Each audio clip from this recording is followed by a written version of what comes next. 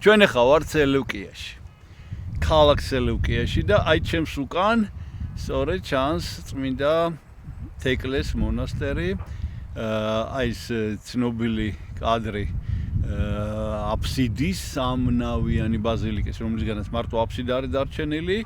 და კიდევ უკან ჩანს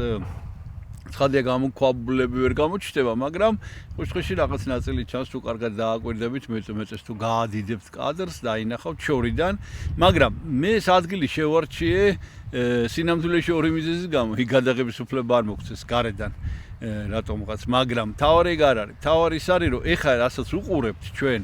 ეს არის მთელი ის ადგილი, სადაც სამონასტრო კომპლექსი იყო და ეხლა ბოლოში მოგახსენებთ ესთერი ალბათ ესთერი მეოთხე საუკუნის პილიგრიმი რომელმაც იმოგზაურა როგორ აღწერს აქ რომ მრავალი მამათა და დედათა მონასტრები იყო და სავარაუდოდ ეს ის ტერიტორია რასაც თქვენ უყურებთ უამრავი ნანგრევია და მინდა გითხრათ რომ ცნობილი გამოთქმა ესე დარჩა მეოთხე საუკუნეში ფრთიან ფრაზაც რომ წმინდა თეკლეს მონასტერი უნდა გაითხაროს. აი ეს ყველაფერი უნდა გაითხაროს რომ გამოჩნდეს აქ რა იყო და როგორ იყო და ბოლოს რაც მინდა მოგიყვეთ ეს არის ნუ ესე წერია ლათინურად ესე ითქმება ეგერია მაგრამ სინამდვილეში ეს არის ეთერიაც ქვია ესთერი იყო გასაოცარი ქალბატონი მეოთხე საუკუნეში ცხოვრობდა რომელმაც 391-94 წლებში მომლოცველობითი მოგზაურობა ჰქონდა მოსალოცად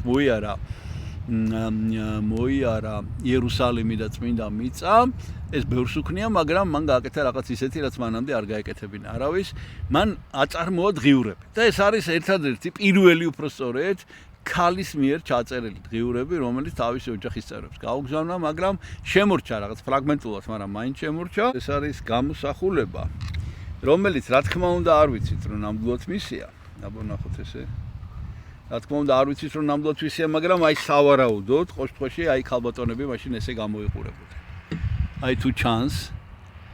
აი ესე და ეხლა უნდა გაჩვენოთ კიდევ წიგნის ყდა The Pilgrimage of Eteria აი ეს არის წიგნი ქართულად არა გვაქვს ასე რომ კარგი წიგნი იქნება ალბათ დასაკითხად ეს არის